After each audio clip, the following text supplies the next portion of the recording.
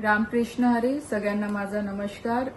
दरवर्षीप्रमाणे या वर्षीसाठी सुद्धा आषाढी एकादशीसाठी आपण भुसावळवरनं 16 तारखेला सकाळी 11 वाजता मोफत ट्रेनची व्यवस्था केलेली आहे. मी सगळ्या भाविकांना विनंती करेल की आपण 16 तारखेला जे जाणारे भाविक असतील पंढरपूरला त्यांनी 16 तारखेला सकाळी 11 वाजता भुसावळ स्टेशनला उपस्थित राहावं.